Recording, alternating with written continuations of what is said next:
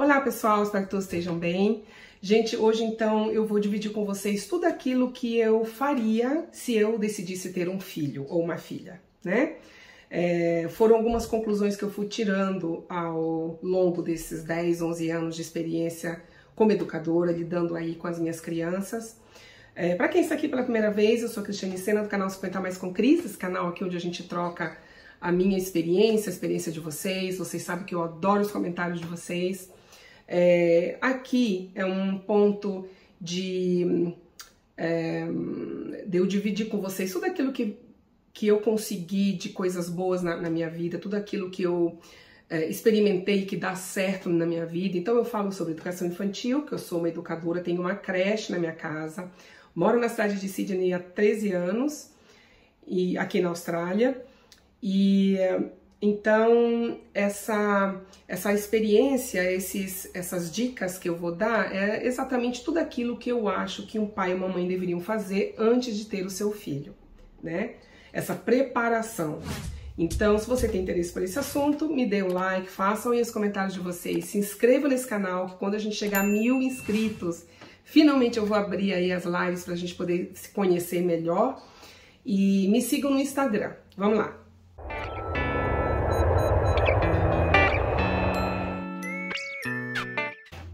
A premissa aqui, quer dizer, o grande objetivo, né, gente, não só dos educadores, como qualquer pessoa que cuide de criança, é a gente ter essa preocupação na formação para que elas sejam aquela frase que eu adoro, que é ser um ser humano possível, né? Ser um ser humano 100% não acontece, não existe ninguém perfeito nesse mundo, então o máximo que a gente consegue é pelo menos ir atrás de informação, dividir informações valiosas aí para que a gente possa ajudar essas crianças a se desenvolverem e se tornarem aí adultos o mais seguros de si possível, né? Então, eu vou começar dizendo o seguinte: não existe curso para pai e para mãe, né? Para mãe e pai, um curso numa escola ou um técnico que forme ser pai e ser mãe, infelizmente, porque eu acho que deveria ter. Então, a primeira coisa que eu acho que a gente precisa pensar é se organizar. A criança, quando ela vem numa família que se organizou para ficar com ela, é uma outra história, tudo flui melhor, né? Mas nem sempre é assim, né, gente? Então, eu diria, a primeira coisa é ler, se informar, assistir o máximo de vídeos possíveis, fazer as pesquisas necessárias, né? Principalmente, não só com a alimentação, com as necessidades básicas da criança, mas a questão psicológica também, que é de suma importância. E eu diria até que, de tudo isso, o mais importante que eu faria é estudar sobre a proteção infantil. Eu vou colocar aqui nas descrições todo esse material para quem tiver interesse em querer lá dar uma lida. O ponto principal para leitura, pesquisa e tentar entender sobre a proteção infantil, que aí já entra mais a questão legal, isso é muito importante que a gente consiga a informação de fontes realmente corretas, né? Então, se você vai ler um livro que seja de algum educador ou de algum psicólogo que tenha aí experiência com crianças, ou até certos artigos em hospitais infantis também, ou seja, procurar se informar de fontes que realmente são confiáveis e que são feitas por profissionais da área, tá? A proteção infantil, gente, eu só quero fazer um adendo aqui, porque eu não sei no Brasil se é assim, eu acredito que sim, mas aqui na Austrália, todo educador ou qualquer pessoa que lida com criança, que trabalha com criança, nós temos que fazer essa atualização sobre a proteção infantil, que é universal. Esse é um relatório onde pontua lá tudo que envolve a proteção de uma criança. Junto com esse documento, encaminhado para os educadores aqui através da prefeitura também, que é uma das fontes que me passa as informações, me atualiza as informações legais, principalmente, é de como os psicólogos orientam, e que nós também devemos orientar a criança, a que ela não seja um alvo de abusadores infantis. Então, daí a importância da proteção infantil. Infelizmente ou felizmente, eu não posso divulgar. Eu, como educadora, eu sei identificar na criança se ela está sendo abusada em casa ou se tem algum membro da família ou amigos que estejam causando isso. Nós temos como identificar isso, nós somos instruídos a isso, só que a gente não pode dizer, né? Sobre todas essas técnicas. Mas tem uma coisa só que eu acho que vale a pena divulgar. Quanto mais a sua criança for expressiva, de usar palavras corretas e falar mesmo, muito menos alvo essa criança é para os abusadores, tá? Então essa é uma dica que eu acho que é importantíssimo. Faça com que a sua criança seja expressiva, faça com que essa criança entenda do que ela esteja falando, porque nem o abusador vai querer machucar ou fazer qualquer coisa com essa criança, porque na cabeça deles eles podem pensar, poxa, essa criança ela é bem instruída, de repente é de um advogado, ou de uma advogada, ou de uma médica, e aí eu vou me arriscar, né? Então eu acho que é importante eu frisar isso, tá? A segunda coisa que eu acho mais importante seria fazer o curso dos primeiros socorros para as crianças.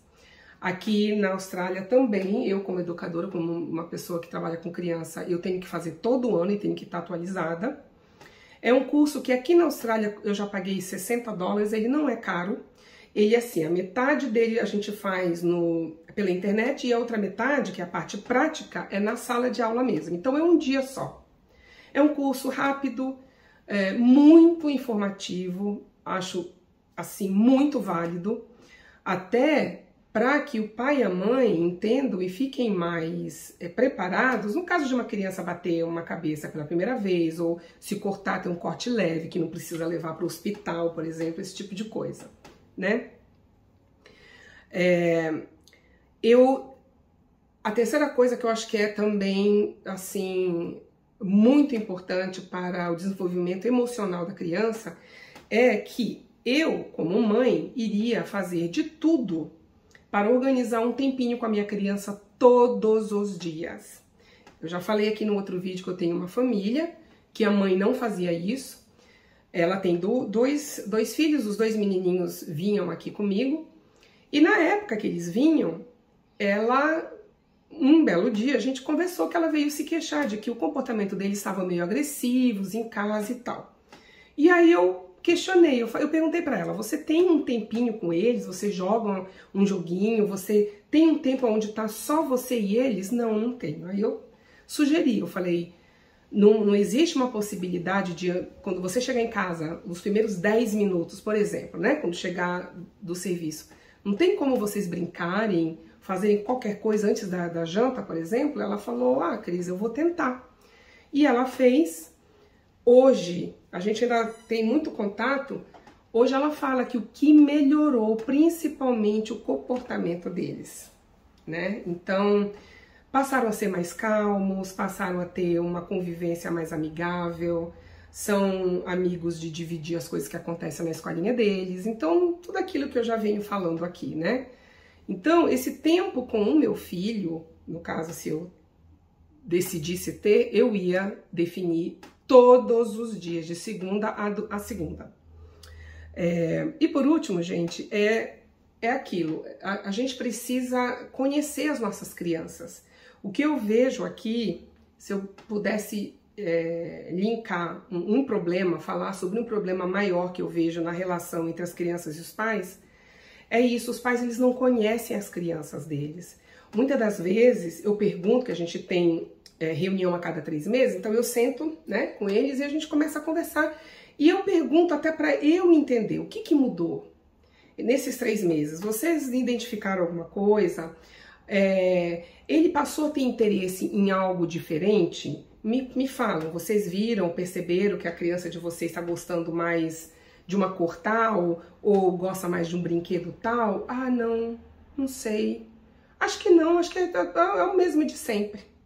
Sabe? Então, assim, Eu pergunto para pais de adolescentes, como já aconteceu no meu meio de amizade, perguntei para o pai de umas adolescentes, me conta aí qual é a cor que as suas filhas gostam mais, do que elas gostam de comer, e o pai não sabia e a mãe não sabia. Né? Então, esse tempo de estar com a criança é um tempo de vocês se conhecerem, né? Do pai, a mãe e a criança se conhecerem. E quanto mais vocês conhecerem os filhos de vocês, menos problema essas crianças vão ter. Porque eles vão dividir com vocês, eles vão se sentir tão apoiados, tão seguros, que tudo que acontecer de errado, de sofrimento ou de alegria, eles vão querer dividir com vocês.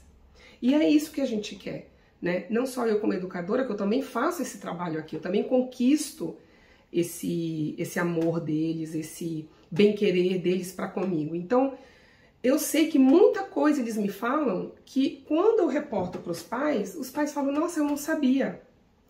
Então, eu não acho isso legal. Eu acho que, na minha concepção, tinha que ser o contrário. A criança tinha que falar para os pais e os pais me contarem delas, né? Mas, infelizmente, não tem. Eu vejo, minha gente, muito assim, casais que, quando tem filhos, que descobrem que estão grávidas, é aquela alegria, porque, claro, tem que ser, né? Toda criança traz vida para uma família, mas não existe assim uma preocupação, sabe, da mãe ou do pai de ir atrás, de pesquisar, de querer se preparar para quando essa criança vem.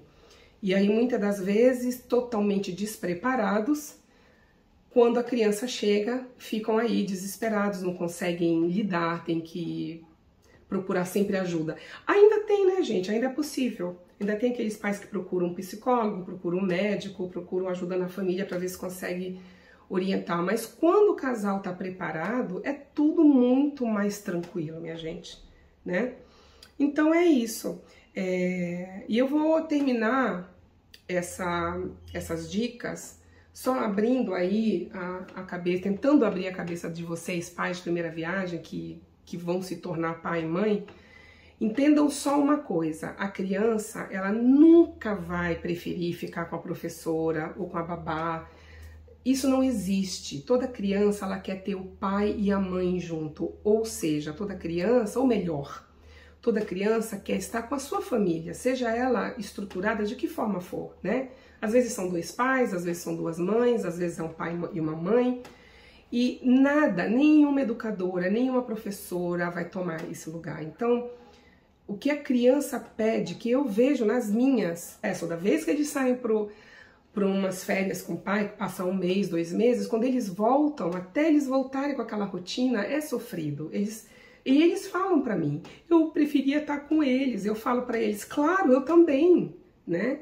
Eu até digo, poxa, eu também gostaria de estar com a minha mãe e com meu pai, eu falo para eles. Só que eles não estão aqui, você vê minha mãe e meu pai aqui? Não, então. Só que aqui a gente aprende, aqui a gente brinca, aqui você vai ter os seus amiguinhos, nós vamos fazer um monte de atividade, né? E aí logo seu pai e sua mãe vêm buscar. E aí a gente vai conversando. Mas isso acontece sempre, minha gente. Toda vez que a criança sai, quando volta, depois de um tempo, tem essa readaptação, né? E eu entendo perfeitamente. Eu me coloco no lugar deles e eu entendo tudo isso. Tá bom?